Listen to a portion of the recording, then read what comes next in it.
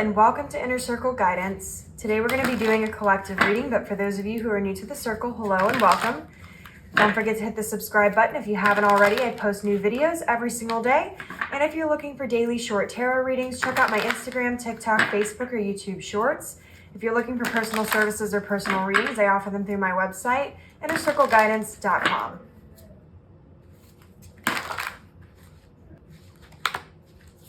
Let's find out what the circle needs to know today.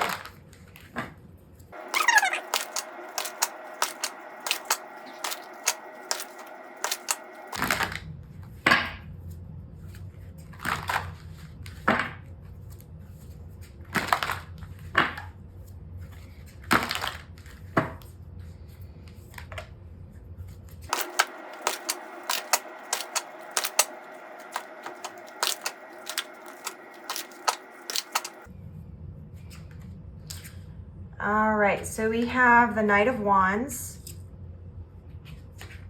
We have the Five of Wands. The Chariot. The Knight of Swords. And the World. And on the bottom of the deck, we have the Lovers.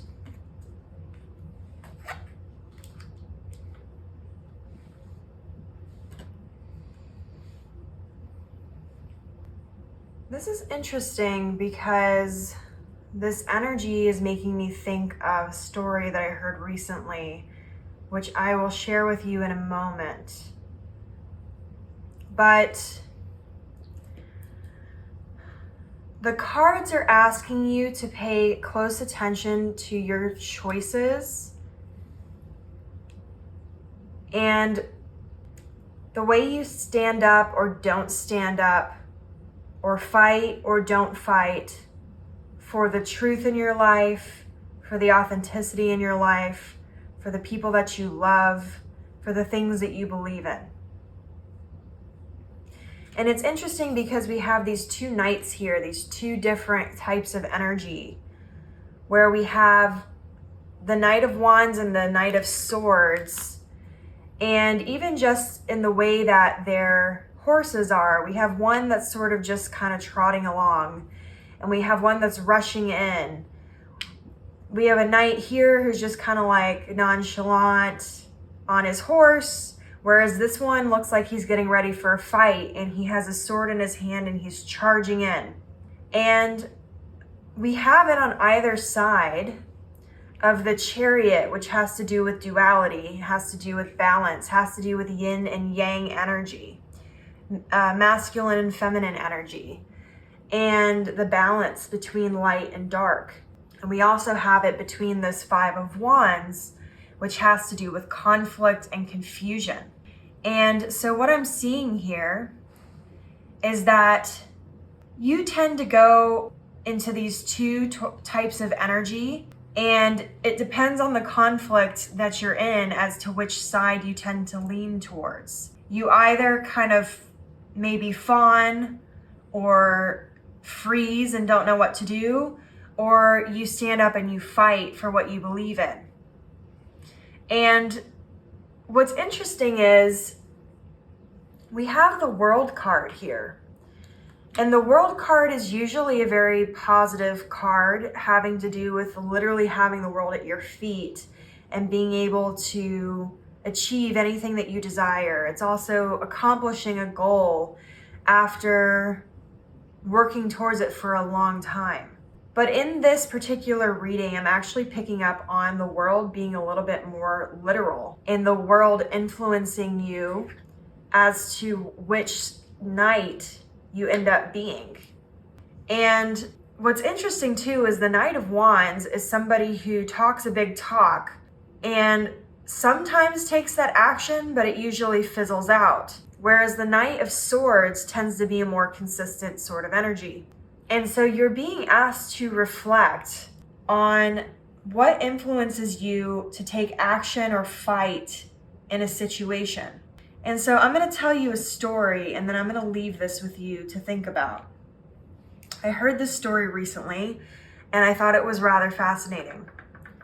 So the person who was telling this story, I think this happened to them in high school. And they had a teacher that they really loved, who was really fantastic, really loving, really sweet. And one day this person goes into class, and the classroom is set up in a circle. And in the center of the circle, there's a fish in a bowl of water. And this teacher, who's usually so sweet and loving and kind, was very militant and very stern and very unfeeling. And the teacher, as everyone came into the classroom, said, "I want you all to sit down, shut up. If you move, if you get up, if you do anything that you're not supposed to do, if you break the rules, I will make you fail this class."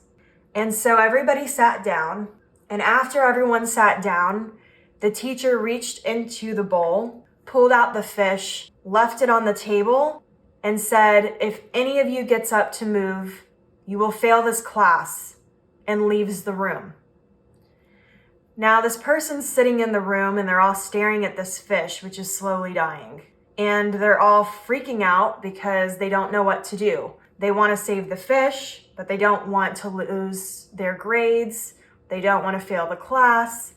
And nobody wants to get up and be the first person or be that person to save the fish and then end up failing the class. And after a couple of minutes, finally somebody gets up and said, "F this," walks over and puts the fish back into the water. And the teacher walks back into the room, having been watching through like the window, the class, and says, "Look at what the world did to you. All of you just betrayed yourself and betrayed your beliefs and your morals because of what the world said and expected of you."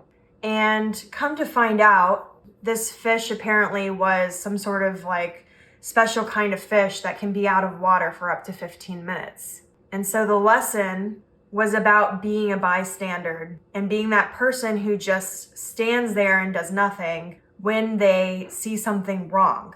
And so I'm not saying that you're in a situation like that, but this is very much an energy of the universe asking you to reflect on this story.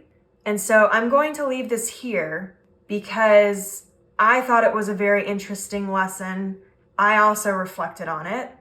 And it seems like now Spirit is asking me to impart this lesson to you for your consideration. This is your reading.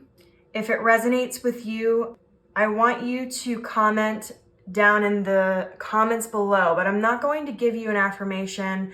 I'm not going to give you something to say. I'm going to leave that up to you. As always, may your life be full of light, full of love, abundance, and gratitude. I'll see you next time.